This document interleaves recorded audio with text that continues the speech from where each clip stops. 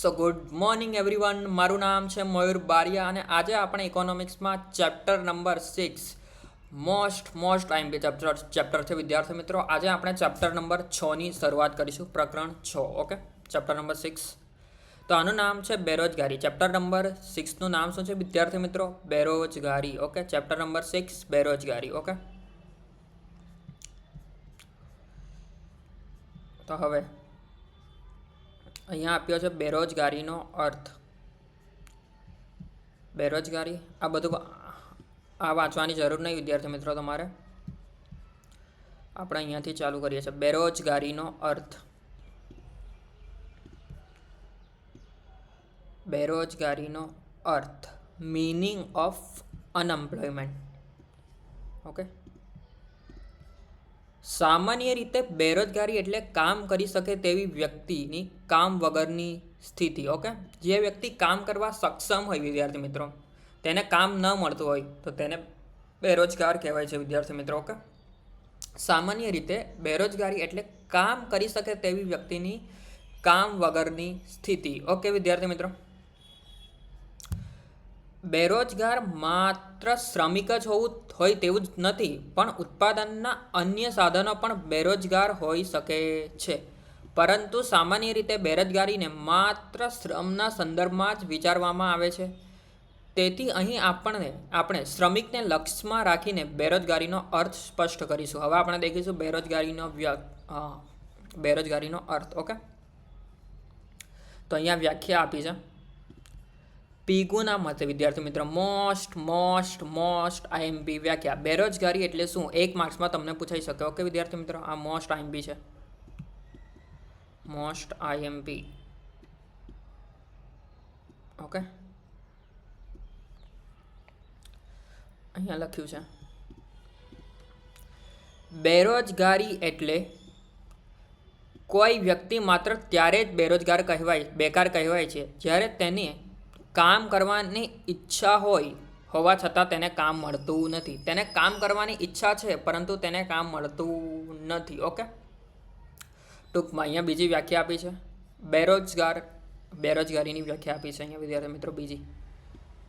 Most IMP છે વિદ્યાર્થી મિત્રો. હવે આને ટિક કરજો અને હાઇલાઇટર હોય તો હાઇલાઇટ કરી દેજો. વર્તમાન વેતન દરે વ્યક્તિની કામ કરવાની ઈચ્છા, શક્તિ અને તૈયારી હોવા છતાં તેને કામ ન મળે ત્યારે તે વ્યક્તિને બેરોજગાર છે તેમ કહેવાય છે. વર્તમાન વેતન દરે વ્યક્તિની કામ કરવાની ઈચ્છા, શક્તિ અને તૈયારી હોવા છતાં તેને કામ નથી મળતું તો તે વ્યક્તિ બેરોજગાર કહેવાય છે વિદ્યાર્થી મિત્રો. ઓકે, અહીંયા ટિક કરજો આટલું. કામ કરવાની ઈચ્છા, શક્તિ અને તૈયારી હોવા છતાં તેને કામ ન મળે તે વ્યક્તિને બેરોજગાર કહે છે. આ 1 માર્ક્સમાં મોસ્ટ આઈએમપી છે. મેં અહીંયા એને સ્ટાર કરી છું. 1 માર્ક્સમાં છે, પૂછાઈ શકે છે કે બેરોજગારીની વ્યાખ્યા આપો તો તમારે આ લખવાનું. ઓકે, અને કોઈ પણ 5 માર્ક્સનો ક્વેશ્ચન ચાલુ કરો વિદ્યાર્થી મિત્રો લખવાનો તો સૌથી પહેલાં આ લખી જ દેવાનું તમારે કે વ્યાખ્યા કે વર્તમાન વેતન દરે વ્યક્તિની કામ કરવાની ઈચ્છા, શક્તિ અને તૈયારી હોવા છતાં તેને કામ ન મળે ત્યારે તે વ્યક્તિ બેરોજગાર છે તેમ કહેવાય છે. કોઈ પણ 5 માર્ક્સનો ક્વેશ્ચન, ચેપ્ટર નંબર 6નો 5 માર્ક્સનો ક્વેશ્ચન લખવાનો ચાલુ કરો તો તમારે સૌથી પહેલાં વ્યાખ્યા ચિપકાવી દેવાની. ઓકે,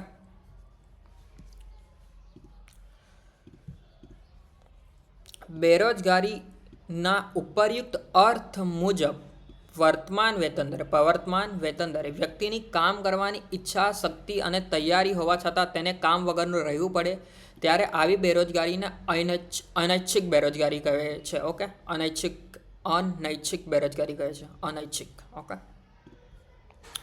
આ પણ વિદ્યાર્થી મિત્રો ટિક કરો 1 માર્ક્સ માટે. Most IMP. ઓકે, 1 માર્ક્સ માટે મોસ્ટ આઈએમપી. અનૈચ્છિક બેરોજગારી એટલે શું વિદ્યાર્થી મિત્રો? આ પણ પૂછાઈ શકે છે 1 માર્ક્સમાં. બોર્ડ એક્ઝામ હોય કે ફર્સ્ટ એક્ઝામ, પ્રિલિમ એક્ઝામ કે બોર્ડ એક્ઝામ, 3 એક્ઝામ માટે આ મોસ્ટ આઈએમપી છે. મેં ભણાવું છું. ઓકે, અનૈચ્છિક બેરોજગારીનું બીજું નામ શું છે કે ફરજિયાત સ્વરૂપની બેરોજગારી. ઓકે, અનૈચ્છિક બેરોજગારી આને કહેવાય કે ફરજિયાત સ્વરૂપની બેરોજગારી. ઓકે, અનૈચ્છિક બેરોજગારીનું બીજું નામ બોર્ડમાં તમને એવી રીતના પણ પૂછાઈ શકે છે કે અનૈચ્છિક બેરોજગારીનું બીજું નામ શું છે, તો ફરજિયાત સ્વરૂપની બેરોજગારી. ઓકે, અને બીજી રીતના પણ તમારે પૂછાઈ શકે કે ફરજિયાત સ્વરૂપની બેરોજગારી એટલે શું, તો પણ આ લખવાનું તમારે. ઓકે, અનૈચ્છિક બેરોજગારીનું બીજું નામ વિદ્યાર્થી મિત્રો શું છે, ફરજિયાત સ્વરૂપની બેરોજગારી. ઓકે, તેવી જ રીતે જો વ્યક્તિની કામ કરવાની ઈચ્છા અને શક્તિ ન હોય અને પરિણામે તે વર્તમાન વેતન દરે કામ વગર બેસી રહે તેવી વ્યક્તિને બેરોજગાર કહેવાય નહીં. આવા વ્યક્તિને સ્વૈચ્છિક બેરોજગાર કહે છે. ઓકે, વ્યક્તિની કામ કરવાની ઈચ્છા પણ નહીં હોય, શક્તિ એટલે કે એની જોડે સ્કિલ પણ નહીં હોય કામ કરવા માટે, તો પરિણામે તે વર્તમાન વેતન દરે કામ વગર બેસી રહે તો તેવી વ્યક્તિને બેરોજગાર કહેવાય નહીં. આવા વ્યક્તિને કોને સ્વૈચ્છિક બેરોજગાર કહેવાય છે. આ પણ વિદ્યાર્થી મિત્રો ટીક કરજો, જેટલું ટીક કરાવો એટલું ટીક કરજો. આ 1 માર્ક્સ માટે મોસ્ટ ટાઈમ બી છે કે સ્વૈચ્છિક બેરોજગાર કોને કહેવાય, એ પણ પૂછાઈ શકે છે.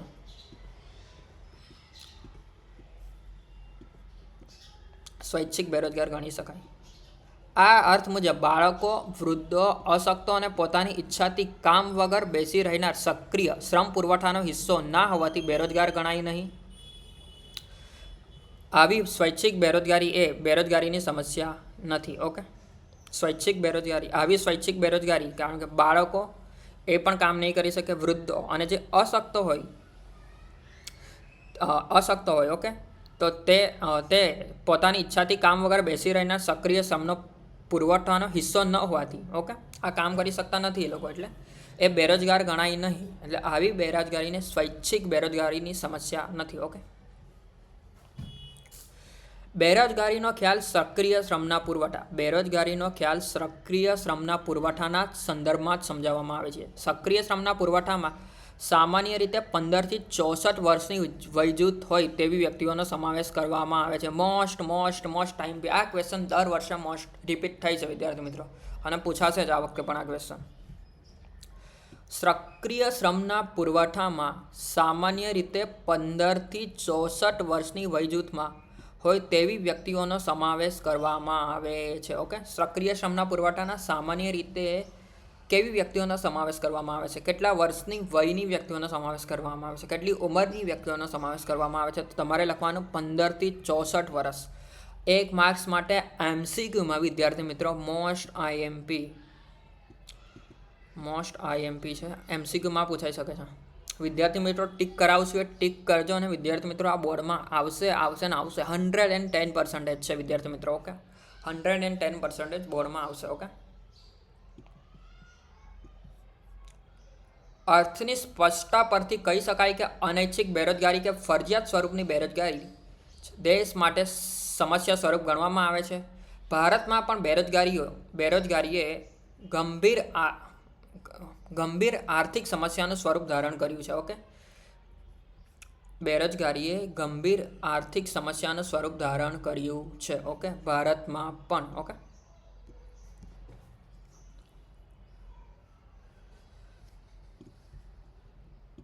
બેરોજગાર વ્યક્તિ આર્થિક રીતે આશ્રિત હોય છે અને સમાજમાં બેરોજગાર વ્યક્તિ આર્થિક રીતે આશ્રિત હોય છે અને સમાજમાં સ્વમાનપૂર્વક જીવી શકતી નથી. તેથી ભારતમાં બેરોજગારીની સમસ્યા એ માત્ર આર્થિક સમસ્યા જ નથી, પરંતુ સામાજિક, નૈતિક અને રાજકીય ક્ષેત્રે સમસ્યાઓ ઊભી કરી શકે છે. ઓકે, વિદ્યાર્થી મિત્રો આ જેટલું ટીક કરાયું છે રેડ પેનથી, આ તમે ટીક કરી લેજો. ઓકે, 1 માર્ક્સ માટે આ મોસ્ટ આઈએમપી છે.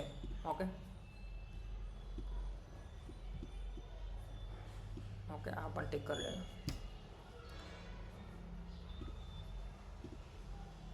હવે આવીએ આપણા બેરોજગારીના પ્રકારો. ઓકે, બેરોજગારીના પ્રકારો એના પહેલાં આપણે આ ભણીશું કે બેરોજગારીનું સ્વરૂપ કે પ્રકારો જાણવા માટે શ્રી રાજકૃષ્ણ સમિતિ રિપોર્ટ 2011-12 એ નીચેના 4 માપદંડો રજૂ કર્યા છે. ઓકે, 1 માર્ક્સ માટે પણ મોસ્ટ આઈએમપી અને 2 માર્ક્સ માટે કે 3 માર્ક્સ માટે પણ આ મોસ્ટ આઈએમપી ક્વેશ્ચન છે. ટીક કરો હેડો વિદ્યાર્થી મિત્રો.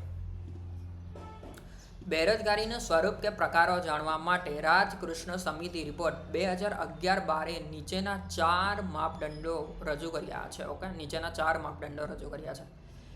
1 માર્ક્સમાં આ ક્વેશ્ચન પૂછી શકાય કે આ ક્વેશ્ચન 1 માર્ક્સમાં આવી શકે છે. બેરોજગારીનું સ્વરૂપ કે પ્રકાર જાણવા માટે શ્રી રાજકૃષ્ણ સમિતિ રિપોર્ટ 2011-12 નીચેના 4 માપદંડો રજૂ કર્યા છે. ઓકે, 4 માપદંડો કોણે રજૂ કર્યા? તો શ્રી રાજકૃષ્ણ સમિતિ. ઓકે, અને આ ક્વેશ્ચન 2 કે 4 માર્ક્સ 2 કે 3 માર્ક્સ માટે પણ મોસ્ટ ટાઈમ બી છે. તો અહીંયા મેં સ્ટાર કરું છું. 3 એક્ઝામમાંથી એક એક્ઝામમાં આ ક્વેશ્ચન આવશે અને બોર્ડ માટે તો મોસ્ટ ટાઈમ બી ક્વેશ્ચન છે વિદ્યાર્થી મિત્રો. ઓકે, બેરોજગારીનું સ્વરૂપ કે પ્રકારો જાણવા માટે શ્રી રાજકૃષ્ણ સમિતિ રિપોર્ટ 2011-12 નીચેના 4 માપદંડો રજૂ કર્યા છે. અને આ આન્સર લખતા પહેલાં આ માપદંડોવાળો ક્વેશ્ચન પૂછાય તો આ નીચેનું લખતા પહેલાં તમારે આ ઉપરવાળી લાઈન લખવાની. ઓકે, સમય. પહેલું છે સમય. જે વ્યક્તિ કામ કરવાની વૃત્તિ અને શક્તિ ધરાવતી હોય પરંતુ અઠવાડિયામાં 28 કલાક કે તેથી ઓછા કલાક માટે કામ મળે તો તેને તીવ્ર બેરોજગાર ગણાય છે. તીવ્ર બેરોજગાર કોને ગણાય વિદ્યાર્થી મિત્રો?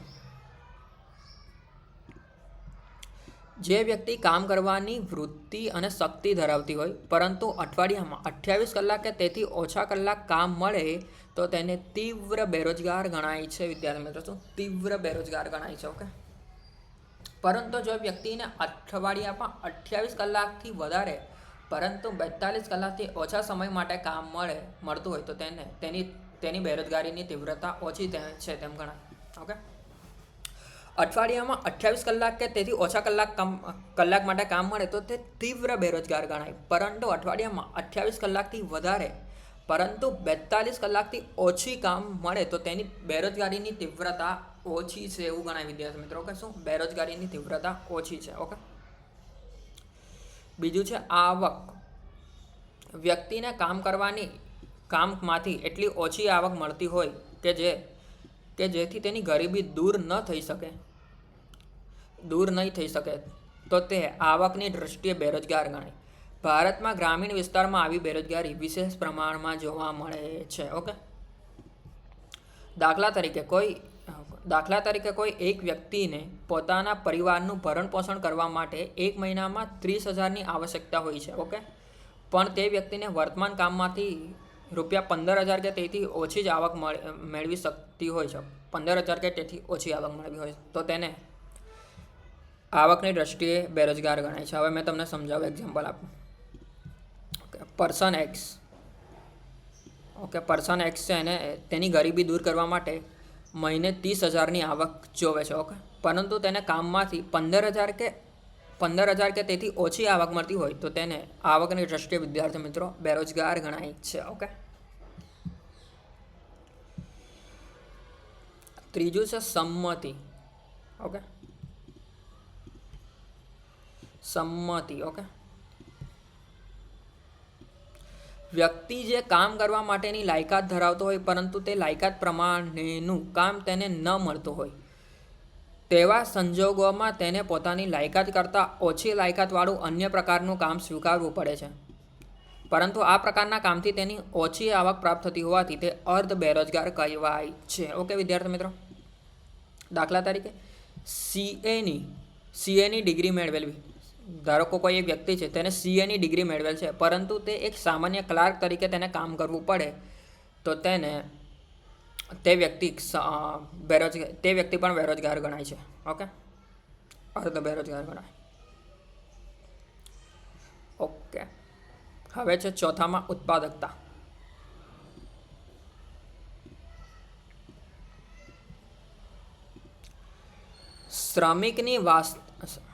શ્રમિકની વાસ્તવિક